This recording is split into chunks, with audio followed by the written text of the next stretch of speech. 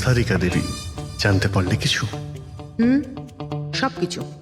তাহলে বলে ফেলো, দেরি করে আর। ভাই আমিও তো আছি।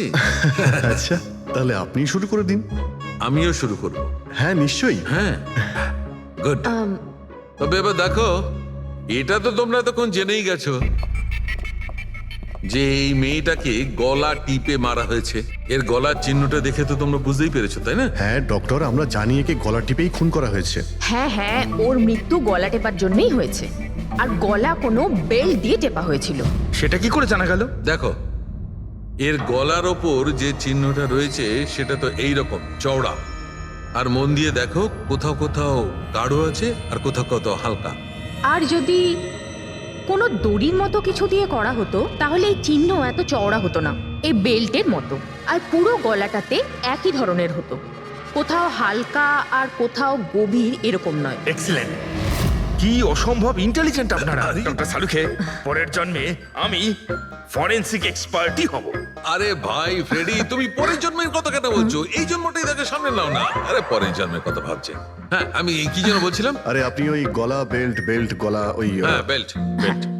দেখো, বেল্ট দিয়ে এইভাবে গলাটা চেপে ধরেছে।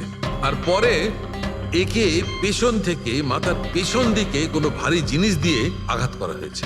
ডক্টর সালুখে, খুনি যদি একে গলা টিপেই মেরে থাকবে তাহলে পেছন থেকে মাথায় বাড়ি মারলো কেন? আরে ভাই, খুনি চাইনি যে কোনো ভাবেই হোক মেয়েটা যেন বেঁচে না যায়। কখন মারা গিয়েছিল? রাতে 12টা থেকে 2টোর মধ্যে। রাত 12টা থেকে 2টো? এত রাতে এই মেয়েটা কি করছিল? স্যার, হতে পারে যে এ কোনো কল সেন্টারে কাজ করে, নাইট শিফটে। তাছাড়াও এর আইডেন্টিটি তো আমরা জানতে পারিনি। না না, এরকম মনে হচ্ছে না যে ও কল সেন্টার থেকে আসছিল। মেয়েটার জামা কাপড় দেখে মনে হচ্ছে হয়তো কোনো পার্টির থেকে আসছিল। আর বাড়ি ফেরার ঠিক সময়। ঠিক, সারিক একদম ঠিক কথা বলছে। এ কোনো পার্টিতেই গেছিল, কারণ এর পেট থেকে আমরা মেক্সিকান ফুডের পার্টিকেলস পেয়েছি আর কফি।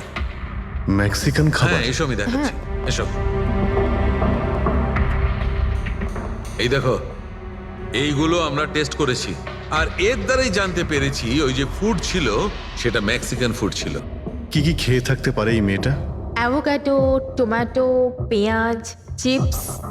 আর ও হয়তো কফিও খেয়েছিল, কারণ আমরা ভেজিটেবল অয়েল আর কর্নেরও অংশ পেয়েছি। আর একটা সবচেয়ে বড় কথা, এর খাবারের মধ্যে আমরা নাইট্রোজেনের ট্রেসেসও পেয়েছি। অদ্ভুত ব্যাপার, খাবারে নাইট্রোজেন! হ্যাঁ ফ্রেডি, আজকাল ট্রেনটাই এইরকম পড়েছে। সবাই আজকাল এই ধরনের সায়েন্টিফিক খাবারই খাচ্ছে।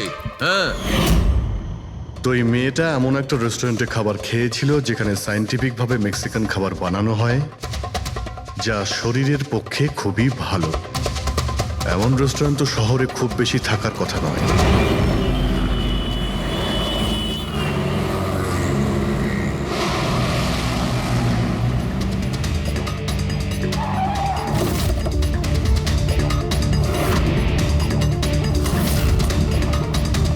মনে হচ্ছে নিশ্চয়ই এখানে কোনো ক্লু পাওয়া যাবে।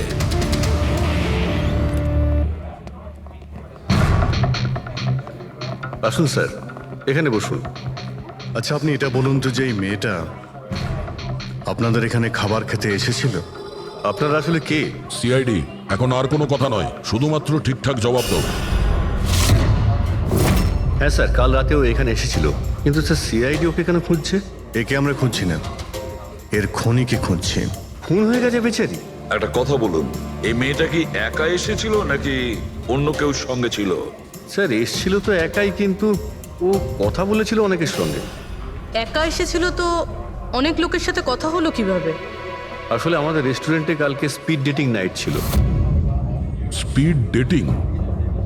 স্পিডে তো কার কিংবা বাইক চালানোর কথা শুনেছিলাম স্যার, কিন্তু স্পিড ডেটিং এটা কি ধরনের জিনিস? স্যার স্পিড ডেটিং ইয়াং জেনারেশনের কাছে এখন খুব পপুলার স্যার। বেসিক্যালি ছেলে বা মেয়ের মিটিংয়ের জন্য একটা প্ল্যাটফর্ম তৈরি করা হয়, যাতে ওরা নিজেদের জীবনসাথী বেছে নিতে পারে। মানে যেভাবে ইন্টারনেট থেকে যোগাযোগ হয়, তাই তো? হ্যাঁ স্যার, অনেকটা সেরকমই, তবে ফোকাসটা বিয়ের ওপর নয়, ডেটিংয়ের ওপর হয়, যাতে ছেলেমেয়েরা নিজেদের চিন্তাভাবনা শেয়ার করতে পারে আর যাকে পছন্দ হবে তাকে জীবনসঙ্গী করতে পারে। মানে যে কেউ যে কোনো লোকের সঙ্গে কথা বলতে পারে, আলাপ করতে পারে আপনাদের এই স্পিড ডেটিং এর মাধ্যমে? হ্যাঁ স্যার, প্রত্যেকটা মেয়ে আলাদা আলাদা টেবিলে বসে, আর ছেলেদের কাছে 5 মিনিট সময় থাকে তাদের সঙ্গে কথা বলার জন্য। মেয়েরা কথাবার্তার ভিত্তিতে তাদের লিস্ট থেকে 10-এর মধ্যে মার্কস দিতে থাকে ছেলেদের, আর ডেটিং এজেন্সি এই মার্কসের ভিত্তিতে ছেলে মেয়েদের জীবনসঙ্গী বেছে দেয়। আচ্ছা, কতজন এসেছিল এই আপনাদের স্পিড ডেটিং এ? স্যার 10টা ছেলে আর 10টা মেয়ে ছিল। খুব ভালো ইভেন্ট হয়েছিল স্যার।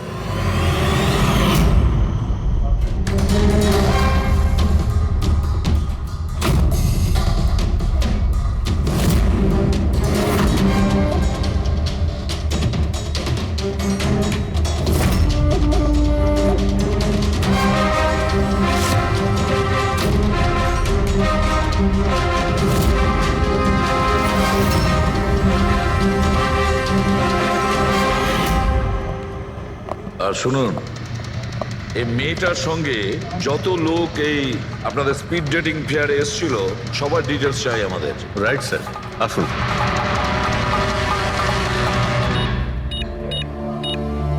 স্যার এই হলো এই ম্যাডামের ডিটেলস। মিস মালা বিরমানি, অ্যাড্রেসটা হলো A/231B ইউক্যালিপ 1111, ফোন নাম্বার 6528119991। এই সব কিছু ডিটেলস চাই আমাদের। আচ্ছা, ওই মেয়েটা কালকে মেক্সিকান খাবারের সঙ্গে কফিও খেয়েছিল কি? না স্যার, কফি তো পাওয়াই যায় না আমাদের রেস্টুরেন্টে। আপনাদের এই রেস্টুরেন্টে কফি পাওয়া যায় না? না স্যার। আচ্ছা আচ্ছা, আপনি এর প্রিন্ট আউটটা নিয়ে আসুন। আনছি স্যার। হতে পারে এই মালা এখান থেকে কোনো ছেলের সঙ্গে বাইরে গিয়েছিল কফি খেতে, খাওয়া দাওয়ার পরে, আর তখনইও খুন হয়ে যায়। কি? এটা কিভাবে সম্ভব? না, আচ্ছা ঠিক আছে, থ্যাংক ইউ। এত বড় একটা মিথ্যে! ওই মেয়েটার নাম ভুল আছে, ওই মেয়েটার অ্যাড্রেসটাও ভুল। আমি এটা ভেবে পাচ্ছি না যে কারো লাইফ পার্টনার খুঁজতে গিয়ে সবকিছু এত ভুল কেন হতে পারে ওই মেয়েটা ফ্রড। যাই হোক না কেন, ওকে তো শনাক্ত করতেই হবে। লাশের কাছে না মোবাইল ছিল আর না পার্স। স্যার ওই মেয়েটা মারা গেছে 48 ঘন্টা হলো। ওর বাড়ির লোক কিংবা চেনাশোনা কেউ নিশ্চয়ই কোথাও রিপোর্ট লিখিয়েছে। পুরো বিয়েটা চেক করছে, আমরা জেনে যাবো। গোরেগাঁও পুলিশ স্টেশন মালা নামের কোনো মেয়ের মিসিং কেস ফাইল করা হয়েছে?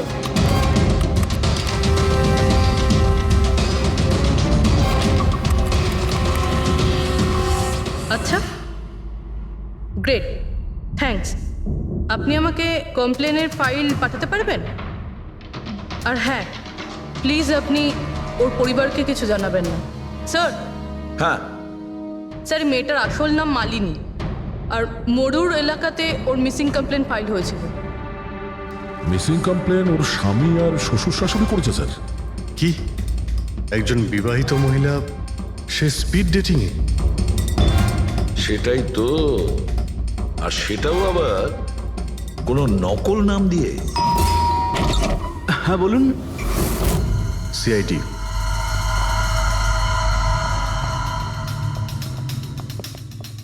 এই দেখুন স্যার, বিয়ের এত বড় একটা ছবি টাঙিয়ে রেখেছে, আর মালিনী।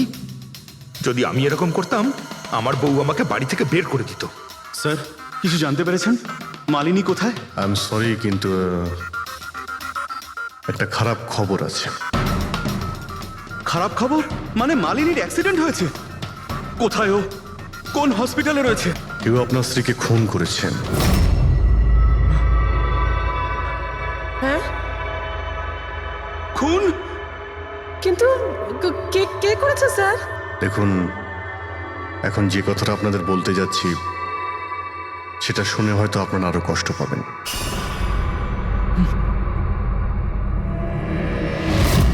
Speed dating?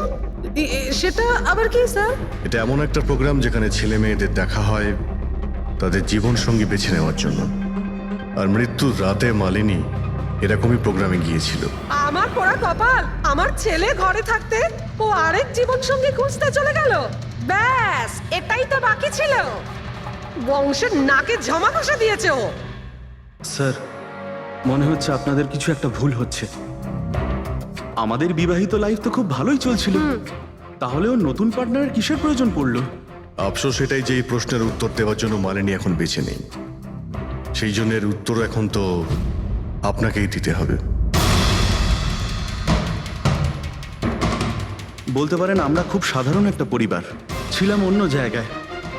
কিছুদিনই হয়েছে আমরা এখানে এসে থাকছি। আপনার অ্যারেঞ্জ ম্যারেজ ছিল নাকি love marriage? Sir, arrange marriage ছিল। গত বছরই মালিনীর মেডিকেল এক্সাম শেষ হওয়ার পরেই আমরা দুজনে বিয়ে করে নিই। কোনো ঝগড়া বা কিছু? স্যার, না স্যার, তেমন তো আমাদের মধ্যে কোনো ঝগড়া হয়নি। এর জন্য তো আরও চিন্তা হচ্ছে যে ও স্পিড ডেটিংয়ে যেতে গেল কেন। আচ্ছা, আপনি এটা বলুন যে রাতে মালিনীর খুন হয়েছিল আপনি কোথায় ছিলেন? স্যার, আমি আমার অফিসে কাজ করছিলাম। সেদিনকে অফিসে আমার অনেক কাজ ছিল, অনেক রাত পর্যন্ত আমি কাজ করেছি। কত রাত পর্যন্ত? এই ধরুন রাত 1:30 পর্যন্ত।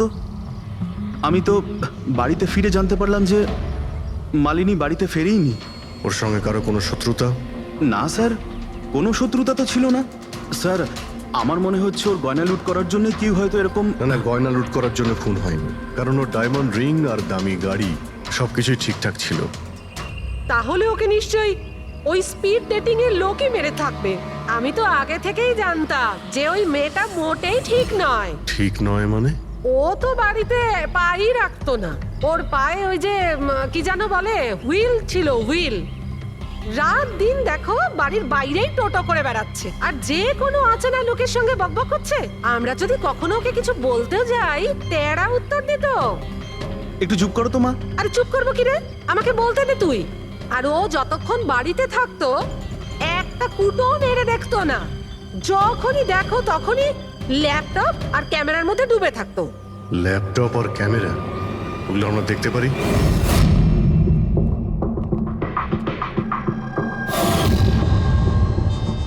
স্যার, এই হলো ওর ল্যাপটপ। আর এই ক্যামেরাটা কোথায়? ক্যামেরা স্যার, আমার মনে হয় না যে মালিনী ওর স্বামীকে ঠকাচ্ছিল। ও অন্য কোনো উদ্দেশ্যেই ওখানে গিয়েছিল। উদ্দেশ্য কি ছিল সেটা এই ক্যামেরা ল্যাপটপ থেকে জানতে পারাই যাবে। স্যার,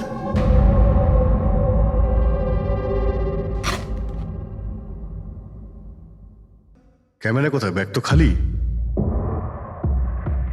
স্যার, ও তো ক্যামেরা এর মধ্যেই রাখতো, জানি না কোথায় আছে ওটা। এমনটা নয় তো মালিনীর পার্টস আর মোবাইলের সঙ্গে খুনি ক্যামেরাটাও নিয়ে চলে গেছে?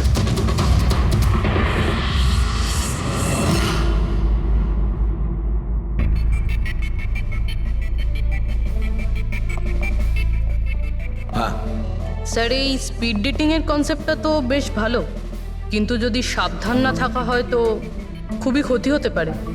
হ্যাঁ স্যার, এদের মধ্যে কেউ ক্রিমিনালও হতে পারে। একদম ঠিক, কিন্তু এই সাবধানতাটা ইভেন্ট ম্যানেজারের এবং সমস্ত পার্টিসিপেন্টদের এটা বোঝা উচিত। স্যার, হ্যাঁ, এই সোহানের মিথ্যে কথা ধরা পড়ে গেছে স্যার। এ আমাদের বলেছিল পরশুদিন রাতে ও নিজের অফিসে কাজ করছিল রাত্রি 1:30 পর্যন্ত, কিন্তু ওর মোবাইল ডিটেলস অন্য গল্প বলছে। ওর অফিস আন্ধেরিতে, আর এই দাদা বান্দ্রাতে ছিল রাত 11:30 থেকে 12:30 অবধি, সেই রেস্টুরেন্টের কাছে যেখানে মালিনী গিয়েছিল স্পিড ডেটিং এর জন্য। এখনই ওকে ডেকে পাঠাও।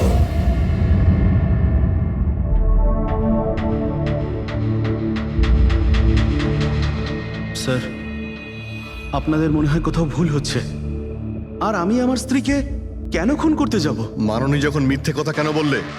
রাত 1:30টার সময় অফিসে ছিলে কি? স্যার, আমি তো স্যার, সত্যি এটাই যে তুমি মালিনীকে ওই রেস্টুরেন্টে দেখেছিলে ওই ছেলেদের সঙ্গে কথা বলতে। তুমি রাগে উন্মাদ হয়ে যাও আর সেই জন্য তুমি ওকে খুন করো। না না স্যার, আপনি যাই বলছেন তার মধ্যে অর্ধেক সত্যি অর্ধেক মিথ্যে। হ্যাঁ, আমি সেদিন রেস্টুরেন্টে গিয়েছিলাম, আমি ওখানে মালিনীকে দেখেছিও, কিন্তু কিন্তু আমি ওকে মারিনি স্যার। আর আর আপনাদেরকে আমি মিথ্যে কথা বলেছিলাম কারণ আপনারা যেন আমাকে না সন্দেহ করেন। তুমি মালিনীকে মারোনি, তাই তো? ঠিক আছে। আচ্ছা, 1 মিনিটের জন্য ভেবে নিলাম যে তুমি সত্যি কথা বলছো, যে তুমি মালিনীকে খুন করনি, কিন্তু সেই কথাটা বোঝাও আমাকে। এটা বলো, তুমি আগে থেকেই কি করে জানতে যে মালিনী ওই রাতে ব্যান্ড্রার ওই রেস্টুরেন্টে স্পিড ডেটিং ইভেন্টে পার্টিসিপেট করতে যাচ্ছে? স্যার, মালিনী কয়েকদিন ধরে কেমন ধরনের ব্যবহার করছিল জানো? না রাত না দিন যখনই মন চাইতো বাড়ি থেকে বাইরে বেরিয়ে যেত। যখনই আমি এই ব্যাপারে ওর সাথে কথা বলতে যেতাম তো তো তো অজুহাত দেওয়া শুরু করতো। তারপরে সেদিন রাতে আমার বন্ধুর মারফত আমি জানতে পারি যে ও ব্যান্ড্রার একটা রেস্টুরেন্টে বসে আছে।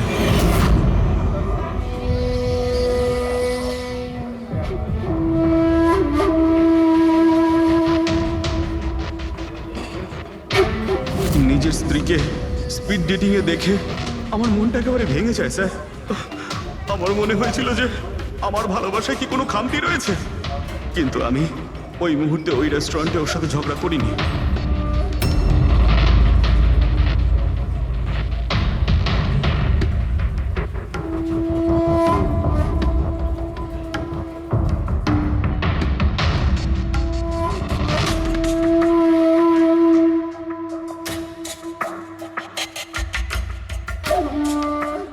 আর যখনই ও বাইরে চলে এসেছিল আমি কিছু বলার আগেই ও অটো অটো ধরে তাড়াতাড়ি চলে যায়।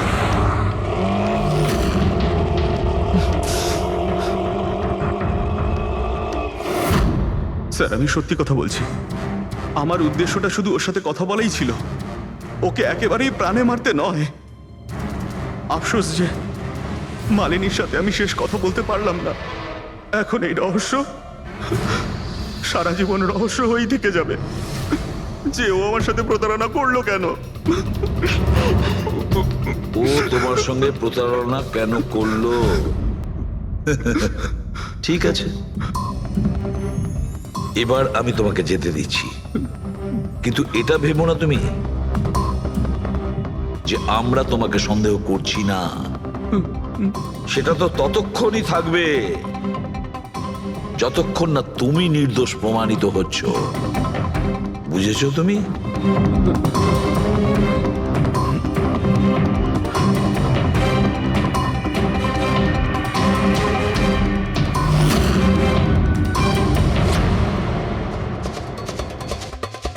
স্যার এই যদি না হয় তাহলে সন্দেহ ওদের দিকেই যাচ্ছে যারা মালিনীর সঙ্গে ওই দিন রাতে ছিল।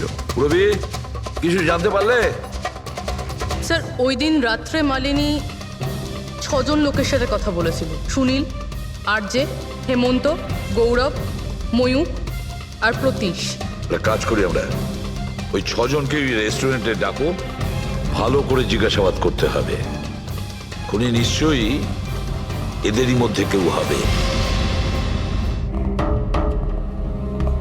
স্যার এই কেসটা তাড়াতাড়ি সলভ করুন না, আমাদের রেস্টুরেন্টের খুব বদনাম হচ্ছে। একটা নিরীহ মেয়ে খুন হয়েছে, হ্যাঁ, আর তুমি তোমার রেস্টুরেন্টের নাম নিয়ে পড়ে আছো। শুধু নিজের ব্যাপারে তুমি ভাবছো, একটু সমাজের ব্যাপারেও ভেবে দেখো। হ্যাঁ স্যার, হ্যাঁ, স্যার সবাইকে আধ ঘন্টার গ্যাপে গ্যাপে ডেকেছি। ঠিক আছে, গুড। একটা কথা ঠিক করে বলো, যখন এখানে ইভেন্ট চলছিল তখন তুমি এখানেই ছিলে তো? হ্যাঁ স্যার। তাহলে যদি এদের মধ্যে কেউ আমাদের কাছে মিথ্যে কথা বলে, কোনো কিছু লুকোনোর চেষ্টা করে, তাহলে সঙ্গে সঙ্গে আমাদের বলে দেবে, কেমন? ঠিক আছে স্যার। স্যার মেয়েটা সুন্দরী ছিল, কিন্তু ততটাই বোরিং। ওর প্রতিটা কথা আমার মাথার ওপর থেকে বাউন্স করে চলে গেছে। স্যার ও তো আমার সাথে বেশি কথাও বলেনি। হতে পারে যে আমাকে দেখে ও লজ্জা পেয়েছিল, বা আমাকে ওর আদৌ পছন্দ হয়নি। স্যার ও আমার সঙ্গে ছিল আবার ছিলও না। ছিল অথচ ছিল না মানে? স্যার অ্যাকচুয়ালি ও কথা তো আমার সঙ্গেই বলছিল, কিন্তু ওর মন অন্যদিকে ছিল, বারবার অন্য কাউকে দেখছিল। স্যার আমার মনে হয় ও আমার এবং আপনাদের সবার সময় নষ্ট করছে। ওর লাইফ পার্টনার বেছে নেওয়ায় কোনো ইন্টারেস্টই ছিল না স্যার। তার থেকেও বড় কথা স্যার, ওর মন অন্য কোথাওই ছিল। স্যার আমার তো ওকে খুবই পছন্দ হয়েছিল, কিন্তু মনে হয় ওর আমাকে পছন্দ হয়নি। ওর মনে হয় আরেকজনকে পছন্দ হয়েছিল, যার সাথে ও খুব হেসে হেসে কথা বলছিল। সে কে? গৌরব। হ্যাঁ স্যার, আমাদের টিউনিং তো খুব ভালো সেট হয়েছিল। ইনফ্যাক্ট আমরা অনেক কথাই বলেছিলাম। কি কি কথা হয়েছিল মালিনীর সাথে? জেনারেল কথাবার্তা sir, favourite hobbies, favourite movies, favourite colour, এইসব। ইনফ্যাক্ট ও এত বেশি নার্ভাস হয়ে পড়েছিল যে ওর জুসটাই আমার উপর ফেলে দিয়েছিল। তাহলে মিটিংয়ের পরে তোমাদের নাম্বার নিশ্চয়ই এক্সচেঞ্জ হয়েছিল? না স্যার, নাম্বার এক্সচেঞ্জ হয়নি। ও বলেছিল ইভেন্ট শেষ হওয়ার পর 8 ঘন্টার মধ্যে আমার সঙ্গে কফি শপে দেখা করবে। এর পেট থেকে আমরা মেক্সিকান ফুডের পার্টিকেলস পেয়েছি আর কফি। আচ্ছা, তার মানে গৌরব তুমি ওর সঙ্গে কফি শপে দেখা করো ইভেন্টের পরে? কোথায় স্যার, 2 ঘন্টা ওয়েট করেছিলাম কফি শপে, ও আসেইনি। সত্যি বলছো? স্যার মিথ্যে কেন বলবো? ঠিক আছে, আমাদের ওই কফি খাওয়াবে তো? শিওর স্যার, কখনো যাওয়া যাবে? কখনো কেন, এখনই চলো। যাই। বলুন স্যার, কোন কফি নেবেন? তবে এখানকার cold coffee with vanilla ice cream বেশ ফেমাস, আপনি বলে সেটা অর্ডার করতে পারি।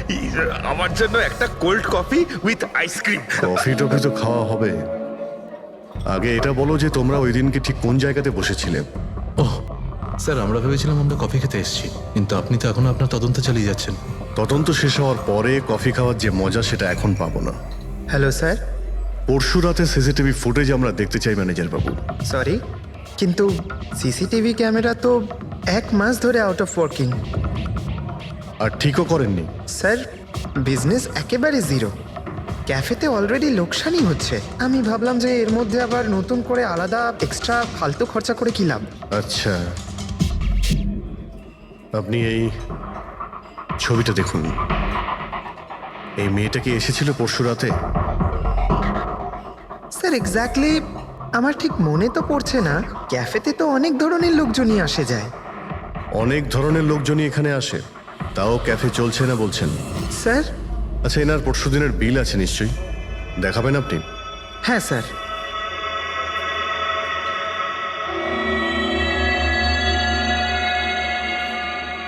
স্যার এই যে বিল, 27 তারিখ রাতের 11টা বেজে 4 মিনিটের বিল এটা। 1 মোকা কফি আর একটা ক্যাফেচিনো কফি। তুমি তো বললে তুমি একা ছিলে, তাহলে এই দুটো কফি কিসের জন্য? স্যার আমি তো ওর জন্য কফি অর্ডার দিয়েছিলাম, ও না আসলে আমি কি করব? আমি অনেকক্ষণ ওর জন্য অপেক্ষা করেছিলাম।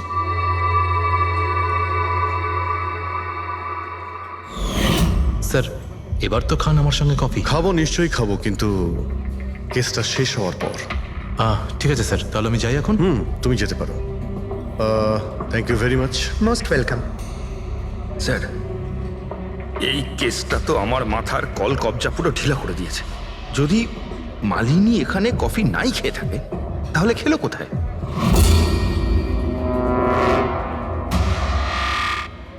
ওই গৌরবী আবার মালিনীকে মেরে ফেলেনি তো? ও মালিনীকে এই কফি শপে ডেকেছিল কফি খেতে, সে যখন আসে না ও ভেঙে পড়ে, খুন করে দেয়। যে কোনো কিছু হতে পারে এই কেসে ফ্রেডি, যে কোনো কিছু হতে পারে। স্বামীও মারতে পারে, ওই ছেলেদের মধ্যে কেউ হতে পারে, বা কোনো তৃতীয় পার্টি। মনে আছে তোর ক্যামেরাটা উধাও? এমন কেউ যার ওই ক্যামেরাতে কোনো ছবি নিয়ে প্রবলেম আছে।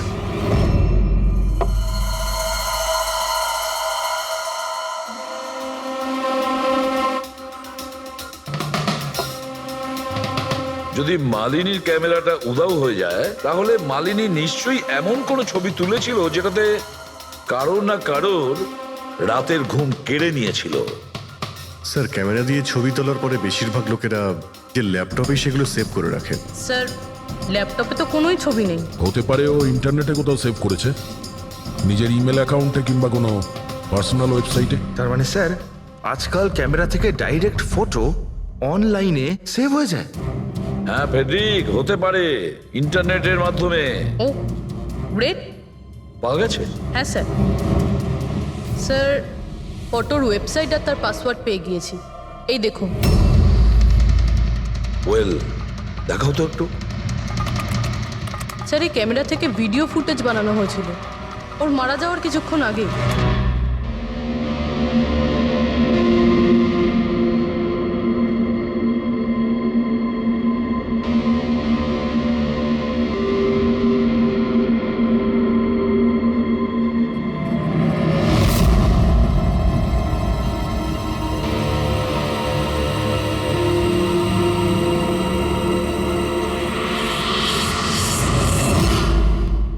এই ফুটেজের জন্যই মালিনীর খুন হয়নি তো?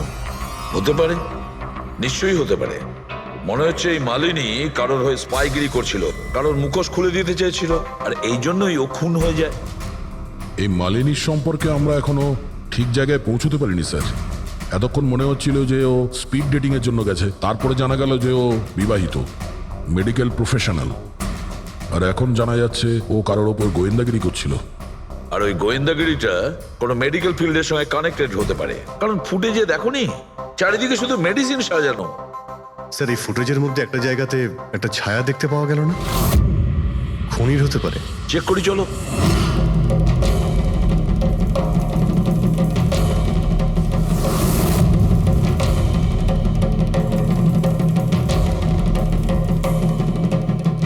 এর মধ্যে যে ডেটগুলো দেখতে পাচ্ছি এ তো এক্সপায়ার হয়ে গেছে।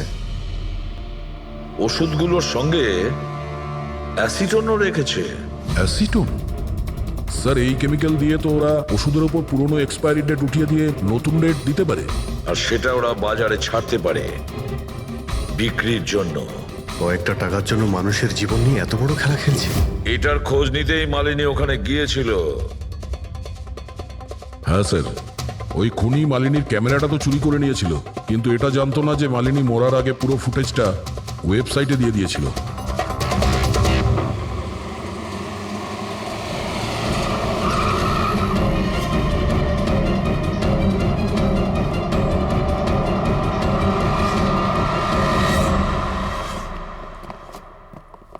স্যার, আপনারা কাকে খুঁজছেন? আমরা সিআইডি থেকে। স্যার, এ তো আমাদের কোম্পানির ডিব্বা। ওটা তো আমরাও দেখতে পাচ্ছি, কিন্তু কি চলছে এই গোডাউনে? পুরনো ওষুধকে নতুন বানানোর ধান্দা চলছে, হ্যাঁ? না স্যার, আমাদের এখানে কোনো বেআইনি কাজ হয় না। বরং আমি এটা বুঝতে পারছি না যে এই জায়গাটা কোথায়। আচ্ছা, এটা তোমাদের গোডাউন নয়? স্যার, এটা তো আমাদের কোম্পানির গোডাউন নয়। ইনফ্যাক্ট আমাদের কোম্পানির গোডাউন এই বিল্ডিং এর নিচেই আছে। আপনারা চাইলে চেক করতে পারেন।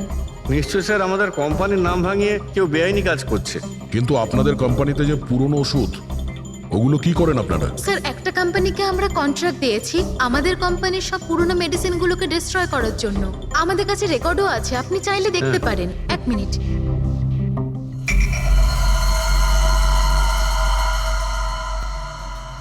স্যার, এই দেখুন, এখানে কোম্পানির সমস্ত রেকর্ড মেনশন করা আছে।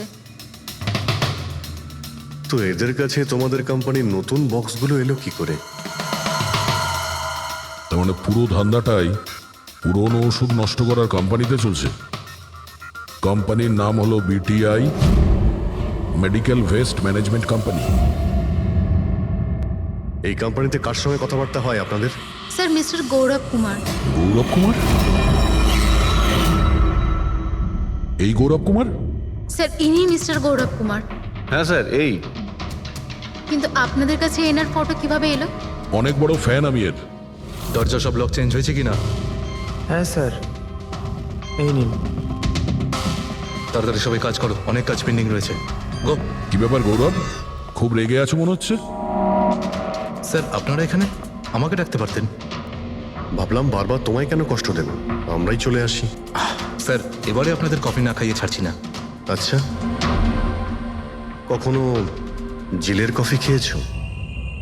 জেলের কফি? হ্যাঁ, অভ্যেস করে নাও, কারণ বাকি জীবনটা তোমার ওখানেই কাটতে চলেছে। স্যার, আপনারা এখনো আমাকে সন্দেহ করেন? সন্দেহ করবো না তো কি করবো, হ্যাঁ? ফিগল্যাক্সি কোম্পানির পুরনো ওষুধগুলোকে নতুন করার ব্যবসা করছো তুমি।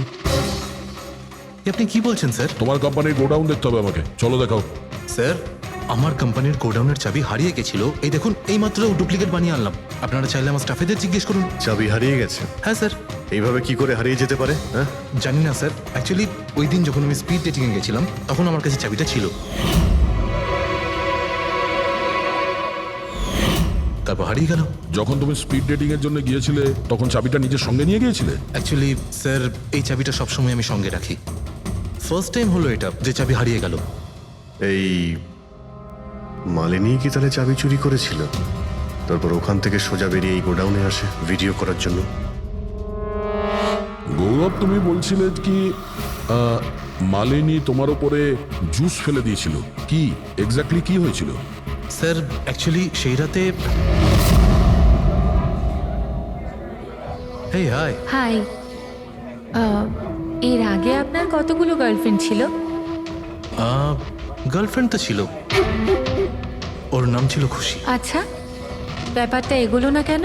অ্যাকচুয়ালি ওকে কেউ সিরিয়াসলি নিতই না। যখনই কাঁদতো সবাই বলতে এ তো খুশিতে কাঁদছে।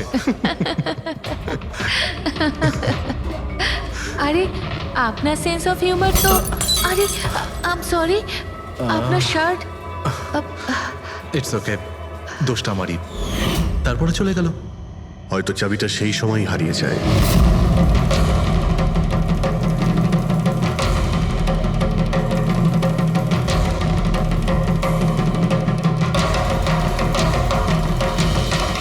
মালিনী চাবি চুরি করেছিল? হ্যাঁ, এখানে এসে তোমার বিরুদ্ধেও প্রমাণ জোগাড় করেছিল, সেই জন্য তুমি ওকে মেরে দিয়েছো। স্যার এসব মিথ্যে। স্যার ওই দিন রেস্টুরেন্টের পর ওর সঙ্গে দেখাই হয়নি। চলো এই গোডাউনটা দেখাও যার চাবিটা হারিয়ে গেছিল। এখন তো নতুন চাবি এসে গেছে না, চলো।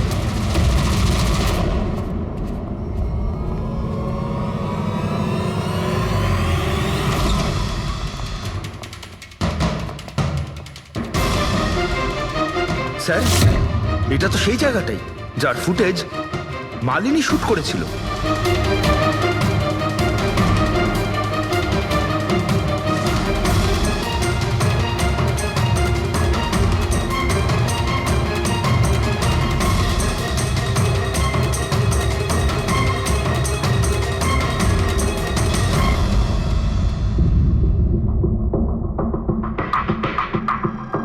তার মানে এখানে পুরনো ওষুধগুলোকে নতুন বানানো হয়, হ্যাঁ?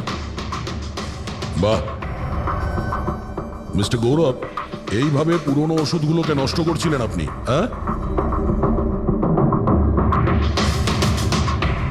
সবাই তোমাদের উপরে ভরসা করে ওষুধ কেনে, আর তোমরা তাদের বিষ বিক্রি করছো, বিষ। স্যার আমার কথা বিশ্বাস করুন, না আমি এরকম কোনো ওষুধের ব্যবসা করেছি, আর না আমি মালিনীকে খুন করেছি। মিথ্যে কথা বলছো তুমি। ওই রাতে রেস্টুরেন্ট থেকে তোমার কার্ড চুরি করে মালিনী এখানে আসে।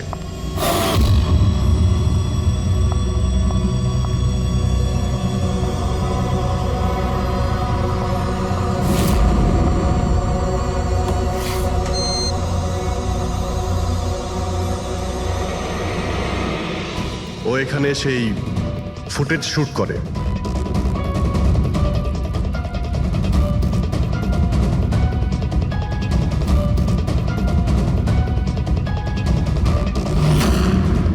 তারপরও কোনো কফি শপে যায় ইন্টারনেটের জন্য, যাতে ও ফটো আপলোড করতে পারে। এক্সকিউজ মি, ওয়াইফাই এর পাসওয়ার্ড? ঠিক আছে, থ্যাংক ইউ।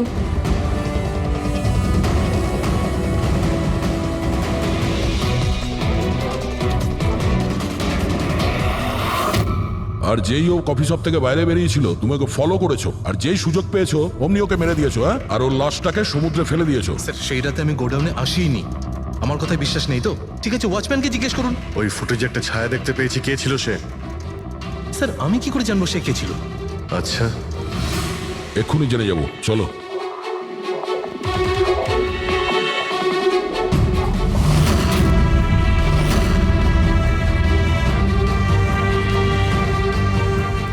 একটা কথা বলো, এই তোমাদের মালিক এই পরশু রাতে এখানে এসেছিল? তোমাদের মালিক এই পরশু রাতে এখানে এসেছিল? না স্যার, এই সাহেব তো আসেননি সেদিন রাতে। আচ্ছা, এই মহিলা এ এসেছিল?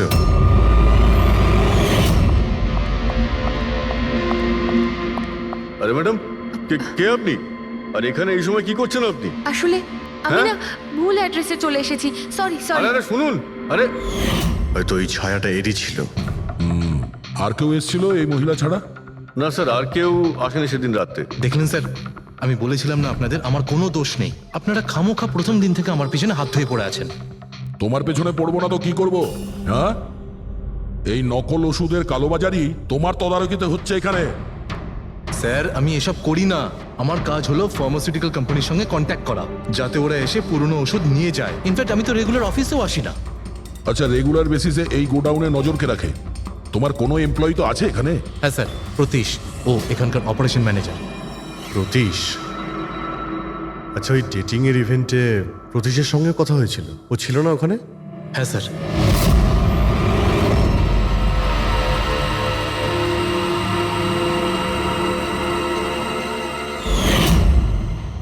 আচ্ছা, এরকম নয় তো যে ওই প্রতীশ মালিনীকে দেখে নিয়েছে চাবি চুরি করতে আর ওকে ফলো করেছে। এই প্রতীশের সঙ্গে একটু দেখা করতে হবে।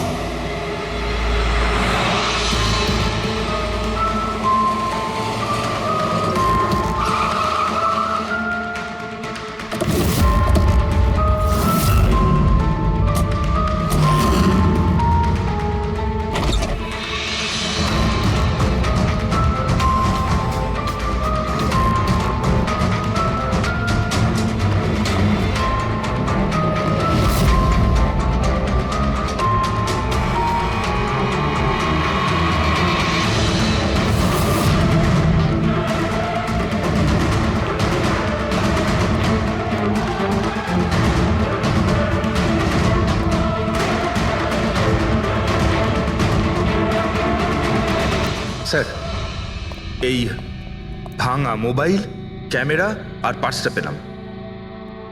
স্যার, স্যার ওখান থেকে পালাচ্ছে।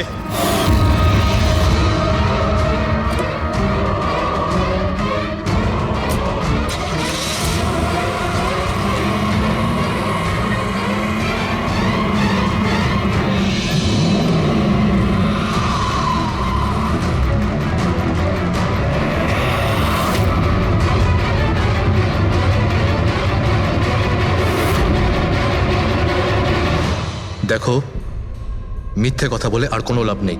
সিআইডি সবকিছু জানতে পেরে গেছে। স্যার, ভুল করে ফেলেছি আমি। মালিনী সিবিটি হসপিটালে কাজ করত। ওষুধ রিয়াক্ট করা বন্ধ করে দিয়েছে তখন দেখে কিছু পেশেন্টস মারাও যায়। তারপর ওর মাথায় জেদ চাপলো যে ও জেনেই ছাড়বে যে ওষুধ কাজ কেন করছে না, এর পেছনে কে আছে। মালিনী সন্দেহ হয়েছিল তোমার ওপরে আর তোমার কোম্পানির ওপরে, সেই কারণে ও গোয়েন্দাগিরি করতে ওখানে স্পিড ডেটিং এ পৌঁছেছিল, যেখানে তুমি আর এই গৌরব যাচ্ছিল। হ্যাঁ স্যার, কিন্তু আমি কি করতাম? আমি বাধ্য ছিলাম স্যার, অসহায় ছিলাম। আমার একটা অন্যায় লুকোনোর জন্য আমি আরেকটা অন্যায় করলাম। মেরে ফেলেছি মালিনীকে, আমি মেরে দিয়েছি ওকে আমি।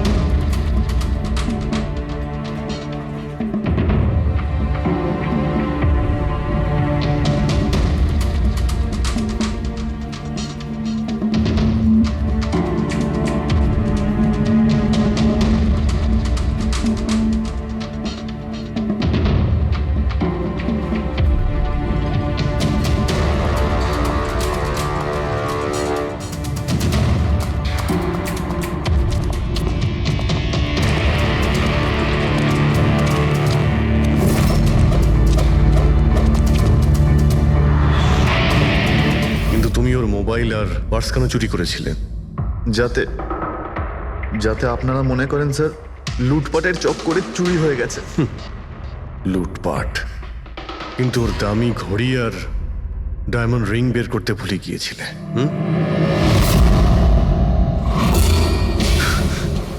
তুই আমার স্ত্রীকে খুন করেছিস, আজ তোকেই আমি মেরে ফেলে দেবো। দেখো, ছাড়বই না আমি তোকে কিছুতে।